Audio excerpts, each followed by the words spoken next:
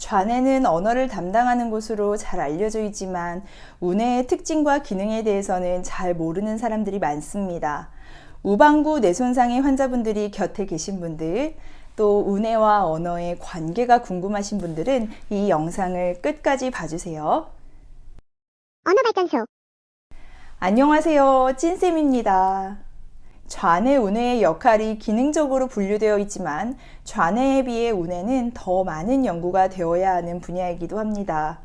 보편적으로 알고 있듯이 좌뇌는 언어를 담당하고 분석적, 논리적, 추론적인 반면에 우뇌는 주로 시공간적인 처리를 담당하며 전체적, 공간적, 직관적인 영역을 담당하는 것으로 알려져 있습니다.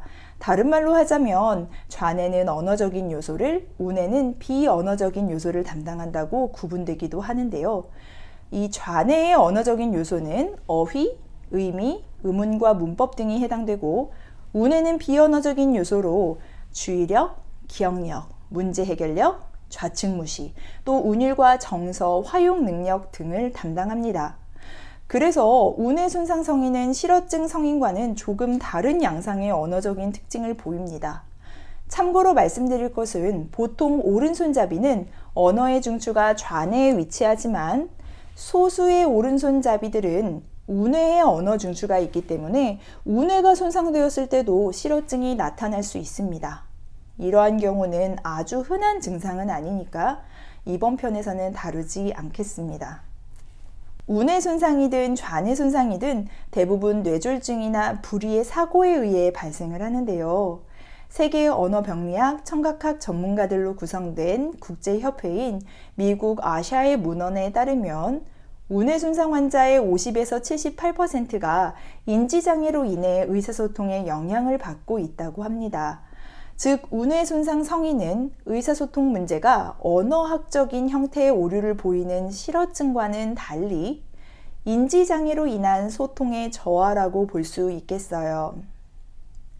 그래서 실제 병원 소속의 언어재활사들은 이러한 경우를 Cognitive Dysfunction으로 인한 의사소통 문제라던가 Cognitive Communication Disorder라는 표현을 언급을 합니다.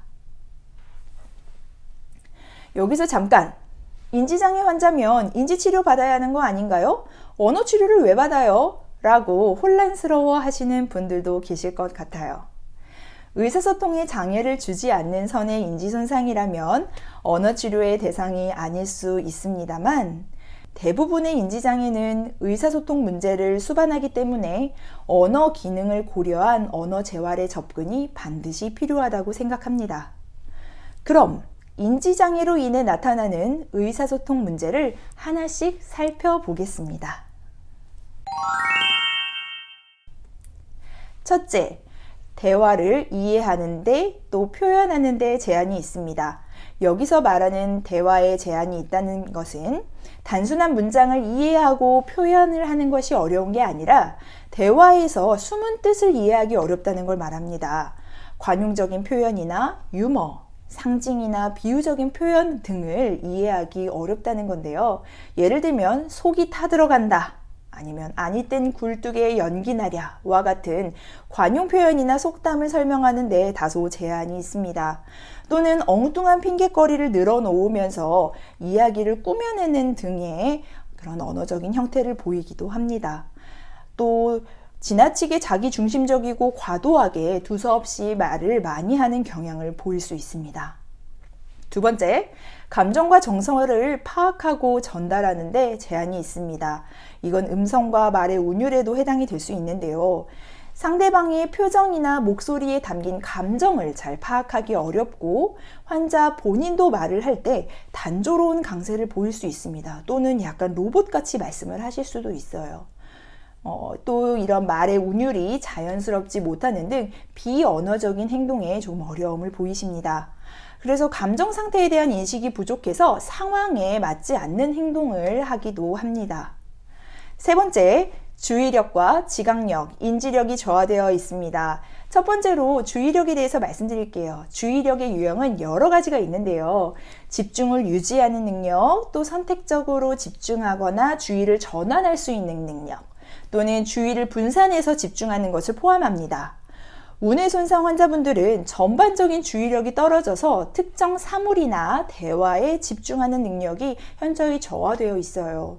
그래서 대화를 나눌 때 눈맞춤이 잘 안 되거나 또는 대화 주제를 유지하고 또 번갈아 가면서 이야기를 하는 대화 순서를 지키는 것 같은 그 사회적인 관습을 지키기가 어렵습니다. 두 번째로 지각력은요. 우반구 뇌손상 환자들 중 30에서 60% 정도는 좌측 무시를 동반해서 사물과 대상을 지각하기가 어려운데요.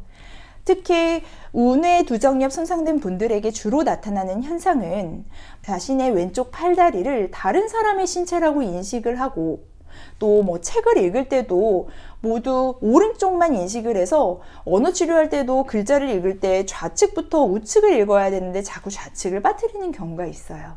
이처럼 시공간적인 인식이 어려워서 기하학적인 도형을 똑같이 따라한다거나 아니면 친숙한 길도 잘 찾아가지 못하는 경향을 보일 수 있습니다. 또 인지력인데요. 조직화하고 순서화하고 추론하고 문제 해결하는 등과 같은 인지 기능의 저하가 보입니다. 마지막으로 네 번째는 초인지, 메타커그니션이라는 부분인데요. 보통 공부 잘하는 아이들의 특징은 본인이 무엇을 잘하고 못하는지를 안다고 합니다. 그게 바로 초인지적인 능력이라고 하는데요. 우뇌 손상 환자분들은 이런 초인지 능력이 저하되어 있어서 자신의 한계를 인정하지 않거나 또 나의 이 문제 상황 자체를 잘 인지하지 못해서 치료 동기가 저하될 수 있습니다. 그래서 이 우뇌 손상 환자분들께 동반될 수 있는 장애로는 갑자기 울거나 웃는 모습의 감정적인 변화라든지 또는 삼킴장애나 발음에 어려움이 있는 마비말장애 또는 좌측 편마비 등을 동반할 수 있습니다. 이처럼 우반구 손상 환자는 어휘력이나 문법, 통사적인 문제보다는 전반적인 화용의 문제가 나타나는데요. 여기서 화용이란 화자가 의사소통 의도나 목적을 전달하기 위해서 듣는 사람을 고려해서 이 화자가 조작할 수 있는 형태를 말해요. 문제가 되는 예는 갑작스럽게 대화를 시작하고 끝낸다거나 대화 중에 엉뚱한 이야기를 한다거나 눈을 마주치지 않고 과도하게 자신의 이야기를 많이 한다는 등과 같은 예가 있습니다.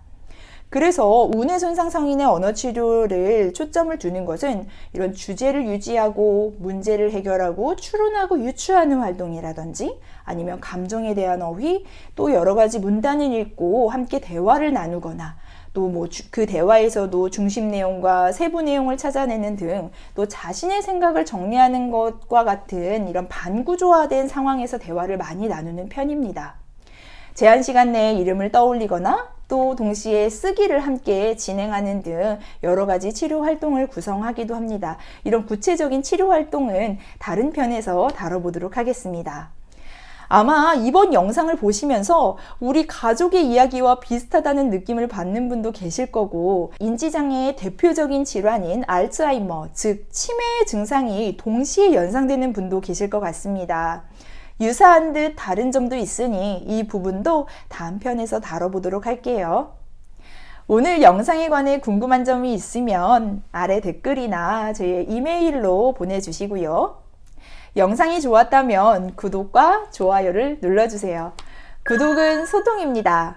오늘도 거침없는 의사소통으로 속 시원한 하루 보내세요. 감사합니다.